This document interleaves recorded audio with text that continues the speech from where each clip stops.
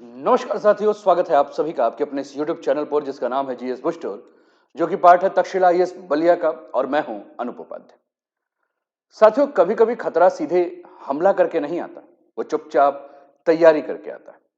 आज हमारे पड़ोस में एक छोटा सा देश जो अचानक स्मार्ट मिसाइलें जमा कर रहा है। ना कोई युद्ध की घोषणा, ना कोई खुली दुश्मनी, लेकिन सीमा भारत से सटी हुई है। हथियार उसे तुर्की से आ रहा है और पर्दे के पीछे पाकिस्तान की रणनीति की बू आ रही है। अब सवाल सिर्फ ये नहीं है कि बांग्लादेश क्या खरीद रहा है, सवाल यह है कि क्या भारत के खिलाफ एक नया स्ट्रेटेजिक प्रेशर पॉइंट तैयार किया जा रहा है। और आज के इस वीडियो में हम सिर्फ मिसाइल पर बात नहीं करेंगे, हम इस बात की तह तक जाएंगे। हम चर्चा करेंगे कि कैसे दक्षिण एशिया के बदलते जियोपॉलिटिक्स में तुर्की, पाकिस्तान, बांग्लादेश का एंगल जो है वो जुड़ रहा है, और उस सच्चाई की जिसे आम नागरिक को भी जानना बहुत आवश्यक है। क्योंकि जब पड़ोस में हथियार बदलते हैं तो असर सीधे हमारी सुरक्षा पे पड़ता है। तो चलिए शुरुआत करते हैं आज के सेशन का। और आज का टॉपिक आप सभी के स्क्रीन पर आपको देखने को मिल रहा है, Bangladesh ready for war, Bharat खतरे में। साथियों, चैनल पर पहली बार है तो चैनल को सब्सक्राइब करके बेल आइकन दबा दीजिएगा कि यहां आने वाले हर वीडियो का नोटिफिकेशन आप सभी को समय पर मिल सके। तो चलिए शुरुआत करते हैं और कुछ न्यूज़पेपर को हम आधार बना लेते हैं जिसने प्रमुखता से इस न्यूज को छापा है। द वीक आपको आपके स्क्रीन पर दिख रहा है और द वीक कवर करते हुए लिखता है, after Somalia Bangladesh set to buy Turkey's attack helicopters, why Dhaka wants T-129 attacks alongs with typhoon jet. और दूसरा एक और समाचार पत्र है, वो लिखता है, Bangladesh air force to acquire Turkish Cirit missile T-129 choppers. इसी के ऊपर हमारी जो है वो आज की चर्चा होने वाली है। साथियों, बांग्लादेश की जगह क्यों इतनी जरूरी है, ये हमें समझना बहुत आवश्यक है। और जब हम बात बांग्लादेश की करें तो हमारे दिमाग में बांग्लादेश के नक्शा जो है वो जरूर बन जाना चाहिए। बांग्लादेश जो कि तीन ओर से भारत से घिरा हुआ है और चौथी तरफ उसका बंगाल की खाड़ी है।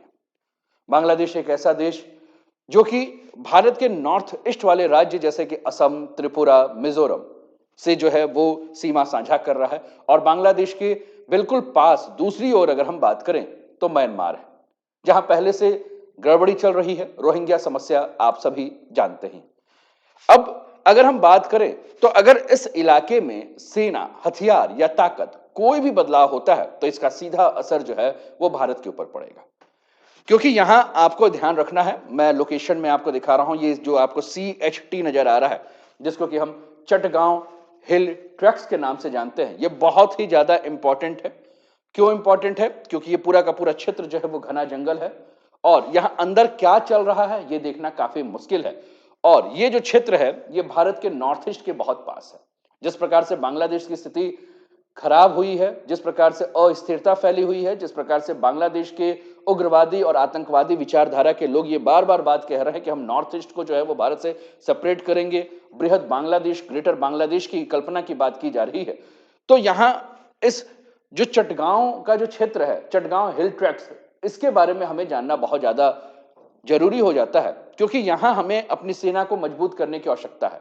क्योंकि अगर हम यहां अपनी सेना को मजबूत नहीं करेंगे तो भारत के लिए पाकिस्तान के बाद बांग्लादेश एक नया सरदर्द बनकर खड़ा हो सकता है। साथियों, पहले अगर हम बात करें तो पहले बांग्लादेश जो है वो भारत से बहुत करीबी था, शेख हसीना का जो समय था। लेकिन धीरे धीरे परिस्थितियां बांग्लादेश की बदली।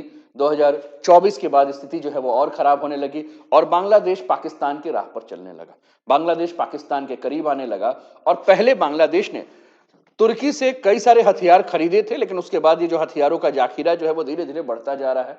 इसके पहले अगर हम बात करें तो इसने TB2 ड्रोन बख्तियार जो है खरीदा था, जिसकी मैं तस्वीर आपके साथ साझा करता हूं और फिर उसके बाद हम लोग फिर इस पर चर्चा करेंगे।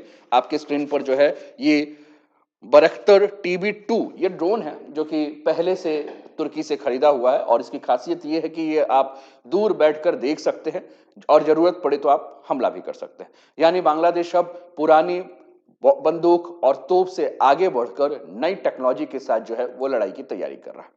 अब खबर यह भी है कि बांग्लादेश तुर्की से एक मिसाइल खरीद रहा है, जिस मिसाइल के बारे में अगर हम बात करें तो जिस मिसाइल को कहा जा रहा है, ये आपकी स्क्रीन पर इसकी तस्वीर है, जिसका नाम है सीरिट लेजर गाइडेड मिसाइल। और कहा यह भी जा रहा है कि बांग्लादेश आगे जो है वो तुर्की से एक और हेलीकॉप्टर खरीद सकता है, जिस हेलीकॉप्टर की भी तस्वीर मैं आपको आपके स्क्रीन पर दिखा दूं। ये हेलीकॉप्टर है जिसका नाम है T-129 अटैक हेलीकॉप्टर। इसको भी लेने की जो है वो बात चल रही है। साथियों, ये जो मिसाइल और हेलीकॉप्टर के बारे में अगर हम बात कर रहे हैं, तो ये मिसाइल कोई साधारण रॉकेट नहीं है। ये लेजर से अपना निशाना जो है पकड़ता है और उसके बाद निशाना लगता है, और वहीं जाकर निशाना लगता है जहां निशाना लगाया गया है, और इसको हेलीकॉप्टर से भी दागा जा सकता है। तो कुल मिलाकर अब हमें समझ में आ रहा है कि बांग्लादेश अब बचाव की बात नहीं कर रहा है, बांग्लादेश अब आक्रामक होने का प्रयास कर रहा है, और उसमें उसको सपोर्ट जो है पाकिस्तान के माध्यम से तुर्की कर रहा है। सच बांग्लादेश की स्थिति जो है वो बहुत ज्यादा नाजुक हो चुकी है। हालात पहले से बहुत ज्यादा बुरे हो चुके हैं। जैसा कि हमने कहा कि बांग्लादेश में जब शेख हसीना का समय था, तो शेख हसीना के समय भारत और बांग्लादेश के संबंध जो हैं बहुत मधुर थे, रिश्ते ठीक थे। चाहे हम सीमा की बात करें, चाहे सुरक्षा की बात करें, चाहे आतंकवाद को लेकर बात करें, भारत और बांग्लादेश ने मिलकर इन सभी को कम करने का काम किया था। भारत को बांग्लादेश के ऊपर बहुत ज्यादा भरोसा था, क्योंकि बांग्लादेश जो है वो अपने यहां की स्थिति को जो है वो शांत रखने का प्रयास करता था। लेकिन जैसे ही शेख हसीना का कार्यकाल खत्म हुआ और शेख हसीना के कार्यकाल के बाद मोहम्मद यूनिस का कार्यकाल आया, तो मोहम्मद यूनिस पाकिस्तान से जो है वो बहुत ज्यादा करीबी हो रहे हैं, और जैसे ही बांग्लादेश की करीबी पाकिस्तान के साथ बढ़ी, भारत जो है चौकन्ना हो गया। क्यों? क्योंकि भारत को पता है, भारत को वजह साफ है कि पाकिस्तान अपनी पुरानी आदत नहीं छोड़ सकता है, और भारत को एक साथ जो है वो कई तरफ से दबाव जो है झेलने लगेंगे। हम बात कर रहे थे साथियों सिरिट मिसाइल के बारे में, तो एक क्रिट या सिरिट मिसाइल जो है वो क्या है, इस पर हम लोग बात कर लेते हैं और इसको थोड़ा सा और भी ध्यान से देख सकते हैं। साथियों, ये जो मिसाइल है, ये बहुत बड़ी मिसाइल नहीं है, लेकिन ये बहुत ही चालाक हथियार है। और किस प्रकार से चालाक है? तो साथियों, ये सेमी एक्टिव लेजर गाइडेड जो है वो मिसाइल है। अब आपके दिमाग में होगा कि ये semi active laser guided missile क्या होता है। साथ ही सेमी एक्टिव लेजर गाइड का मतलब होता है कि लेजर से पहले निशाना दिखाया जाता है और मिसाइल उसी चमकते हुए निशाने को जो है वो फॉलो करती है। अब वो इंसान भी हो सकता है, वो गाड़ी भी हो सकता है, और वो बंकर भी हो सकता है। मतलब कि जहां निशाना इसको दिखाया गया वहीं जाने के चांसेस इसके ज्यादा हैं, और मिसगाइडेड होने के चांसेस बहुत कम है। और कहा यह भी जा रहा है कि इसका निशाना बेहद सटीक है, और ये पुराने रॉकेट की तरह नहीं कि अंदाजे पे कहीं गिर जाएगा।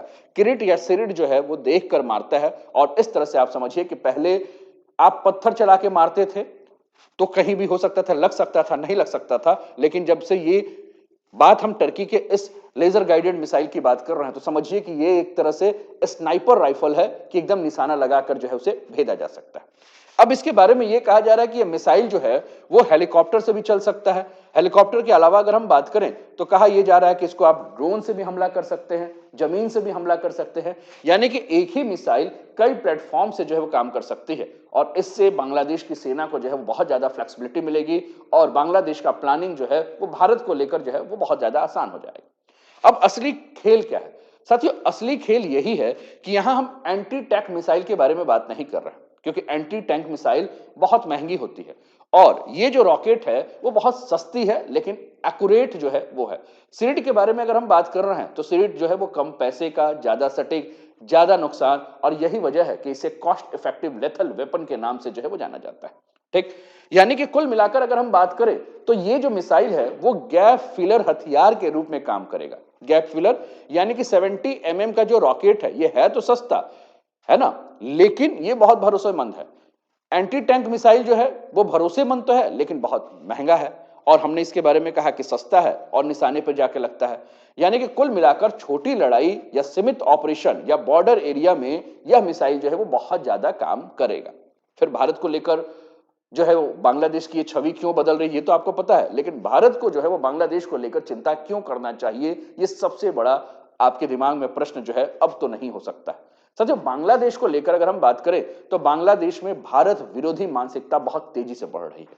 दूसरा, अगर हम फिर से मैप को देखें और मैप में हम चटगांव के एरिया को फिर से देखें, तो आप समझ सकते हैं कि ये पूरा का पूरा एरिया ऐसा है जिस एरिया का दुरुपयोग जो है वो बांग्लादेश भारत विरोधी अभियान में कर सकता है।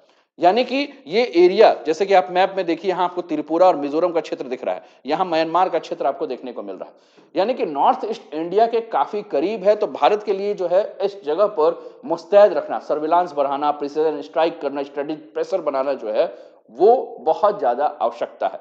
और इसलिए भारत को जो है यहां बहुत सजग होने की आवश्यकता है। ऊपर से जब टर्की और पाकिस्तान दोनों जब बांग्लादेश को लेकर सपोर्ट में आ गए हैं, तो भारत को जो है वो और भी ज्यादा अलर्ट होने की आवश्यकता है, क्योंकि टर्की भारत को पसंद करता नहीं है और पाकिस्तान भारत का जानी दुश्मन है ना। तो पाकिस्तान पहले से टर्की से ड्रोन ले रहा है, नेवल सिस्टम ले रहा है, मिसाइल और डिफेंस से जो है अपनी टेक्नोलॉजी को बढ़ा रहा है। मतलब साफ है कि पाकिस्तान को जब भी भारत के सामने अपनी ताकत दिखानी होगी, तो टर्की जो है पाकिस्तान के लिए एक भरोसेमंद पार्टनर बनकर सामने आता है। और अब धीरे से बांग्लादेश जब टर्की के साथ जुड़ गया, तो जो टर्की पाकिस्तान को हथियार दे रहा था, अब वही टर्की पूरब में जो है वो बांग्लादेश को वही हथियार जो है सपोर्ट करेगा, वही टेक्नोलॉजी सपोर्ट करेगा। तो इससे ये समझ में आ रहा है कि भारत के लिए पश्चिम के साथ साथ पूरब की सीमा भी उतनी ही तनावपूर्ण हो गई है। भारत के लिए पश्चिम पूरब दोनों जगह जो है वो दुश्मन बैठ गया है। यानी कि इस सोच को अगर हम देखें, तो तुर्की जो है वो एक तरह से क्या कर रहा है, अपना डिफेंस एक्सपोर्ट जो है बढ़ाना चाह रहा है, और डिफेंस एक्सपोर्ट बढ़ाने के लिए वो पाकिस्तान को जो है वो सपोर्ट कर रहा है, जिसके माध्यम से वो भारत पर दबाव बनाना चाहता है। बांग्लादेश को सपोर्ट कर रहा है, और बांग्लादेश को सपोर्ट करके एक डिफेंस एक्सपोर्ट तो बढ़ाना ही चाह रहा है, साथ में अपनी सैन्य ताकत को भी जो है वो एनरिच करना चाह रहा है। यानी कि कुल मिलाकर अगर हम बात करें, तो पाकिस्तान, बांग्लादेश और तुर्की, ये तीनों जो है वो मिलकर भारत के ऊपर दबाव बनाना चाहते हैं। और इसके बारे में अगर हम बात करें, तो ये एक तरह से स्ट्रेटेजिक कंफर्ट जोन बनाना चाहते हैं। ठीक, स्ट्रेटेजिक कंफर्ट जोन। लेकिन अभी तक ये अलायंस नहीं बने हैं। क्यों? क्योंकि अलायंस का मतलब होता है कि आपस में लिखित समझौता हो, खुली सैन्य साझेदारी हो, युद्ध एक दूसरे के साथ जो है मिलकर करें, लेकिन ऐसा कुछ है नहीं।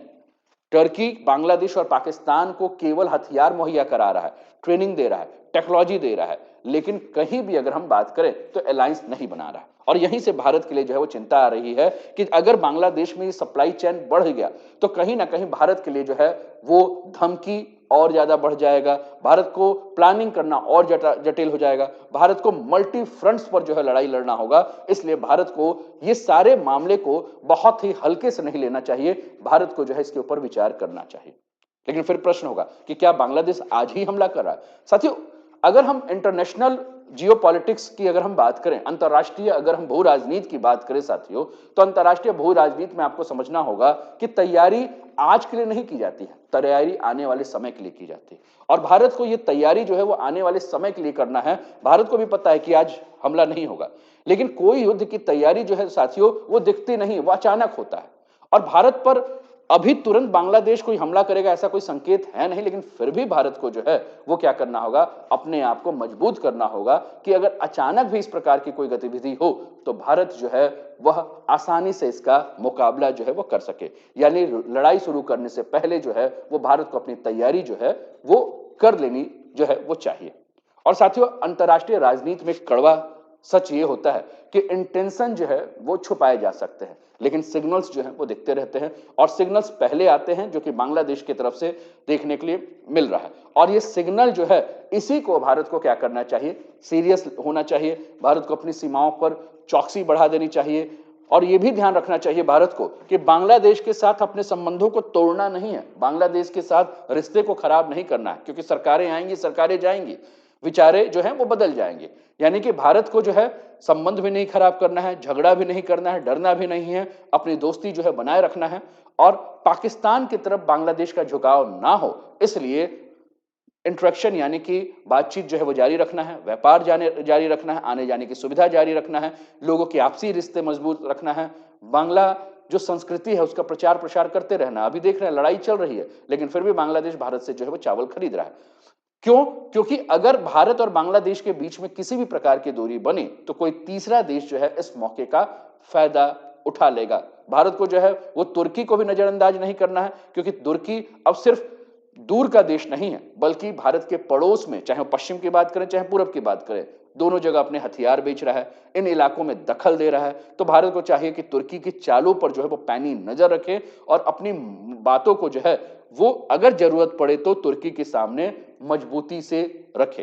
भारत को नॉर्थ ईस्ट के क्षेत्र में भी ध्यान रखना है कि किसी भी प्रकार से जो है वो उग्रवादी गतिविधियों को बांग्लादेश समर्थन ना करे, क्योंकि नॉर्थ ईस्ट का इलाका साथियों बहुत नाजुक इलाका है। इसलिए सेना और सुरक्षा एजेंसी दोनों को तालमेल के साथ जो है वो सड़क नेटवर्क की निगरानी जो है करनी होगी।